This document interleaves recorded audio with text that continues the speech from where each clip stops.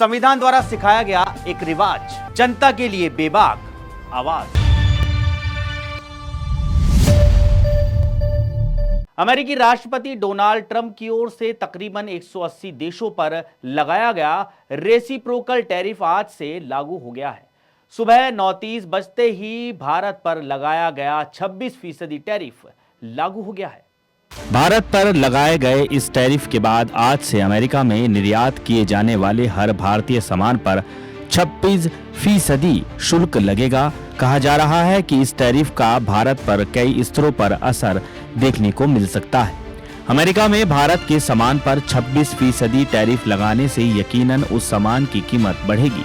इससे वहां भारतीय उत्पादों की प्रतिस्पर्धा कम हो सकती है, खासकर उन देशों की तुलना में जिन पर कम टैरिफ लगाया गया है। भारत के प्रमुख निर्यात क्षेत्र इलेक्ट्रॉनिक्स, रत्न और आभूषण, ऑटोमोबाइल और टेक्सटाइल हैं।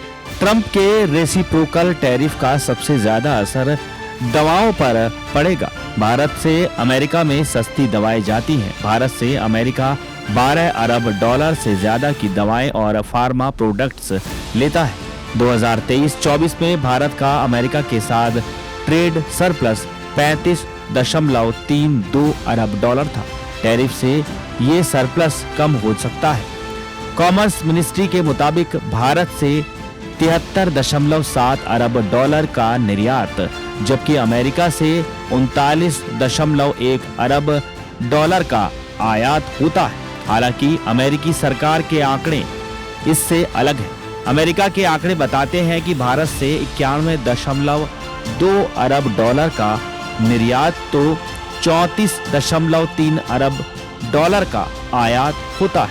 अमेरिका के साथ कारोबार करना भारत के लिए फायदे का सौदा रहा है, क्योंकि उसके इंपोर्ट कम और एक्सपोर्ट ज्यादा है। टैरिफ के कारण एक्सपोर्ट कम हो सकता है। प्रधानमंत्री नरेंद्र मोदी और अमेरिकी राष्ट्रपति ट्रंप की दोस्ती जग जाहिर है। दोनों एक दूसरे को अच्छा दोस्त बताते हैं। हाउडी मोदी और नमस्ते ट्रंप रैलियों को इसका सशक्त उदाहरण भी बताया जाता है। लेकिन ट्रंप कई मौकों पर भारत को टैरिफ किंग बता चुके हैं। ट्रंप ने कहा था कि भारत बहुत अधिक टैरिफ लगाता है, ये बहुत ब्रूटल है। ऐसे में ट्रंप ने भारत पर 26% रेसिप्रोकल टैरिफ लगाया है। वर्ल्ड ट्रेड ऑर्गेनाइजेशन के आंकड़ों की माने तो भारत में औसत टैरिफ सबसे ज्यादा है। भारत में औसत टैरिफ 17%, तो अमेरिका में 3.3% है।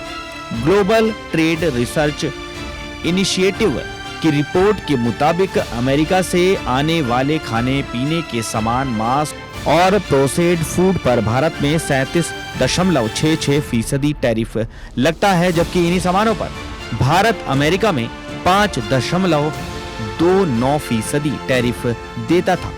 ट्रंप का मानना है कि टैरिफ की मदद से अमेरिका का व्यापार घाटा कम किया जा सकता है। व्यापार घाटा उस स्थिति को कहा जाता है जब कोई देश किसी दूसरे देश से आयात ज्यादा करता है लेकिन निर्यात कम करता है। भारत और अमेरिका के बीच करीब 45 अरब डॉलर का व्यापार घाटा है।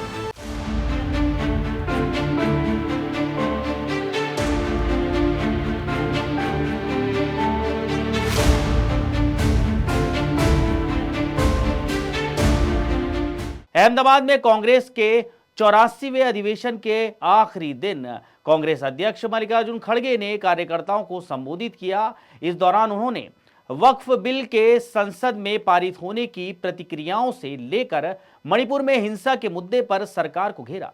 मल्लिकार्जुन खड़गे ने कहा कि सरकार अपनी नाकामियों को छिपाने का काम कर रही है। कांग्रेस अध्यक्ष ने कहा कि संसद में देर रात के बाद सुबह 5 बजे तक चर्चा चली, लेकिन सरकार के पास जरूरी मुद्दों के लिए समय ही नहीं था। ये लोग लोकतंत्र को कितनी गंभीरता से लेते हैं, इससे समझ में आता है। अमेरिका ने भारत पर 26% टैरिफ लगाया, लेकिन इसकी सदन में चर्चा नहीं हुई। कांग्रेस अध्यक्ष खड़गे ने कहा कि अगर ऐसे ही चलता रहा तो एक दिन आएगा जब मोदी सरकार खुद की संपत्तियां बेचकर चले जाएंगे। कांग्रेस को गालियां देने के अलावा वो कोई काम नहीं करते। चुनावी संस्थाएं उनके अधीन हैं। चुनाव में घोटाले हो रहे हैं। मोदी सरकार पर हमलावर होते हुए मल्लिकार्जुन खड़गे ने कहा कि पिछले 11 साल से विपक्ष की आवाज दबाई जा रही है। इस दौरान उन्होंने ईवीएम को लेकर भी निशाना साधा।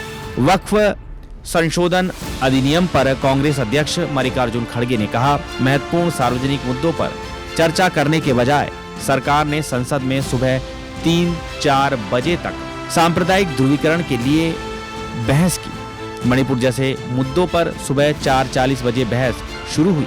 कांग्रेस अध्यक्ष ने कहा कि पूरी दुनिया के विकसित देश ईवीएम को छोड़कर बैलेट पेपर से वोटिंग करा रहे हैं, लेकिन हम अभी भी ईवीएम पर निर्भर हैं। ये सब फ्रॉड है। सरकार ने ऐसे तरीके इजाद कर लिए हैं जिससे सिर्फ उन्हें ही ज्यादा फायदा मिल रहा है।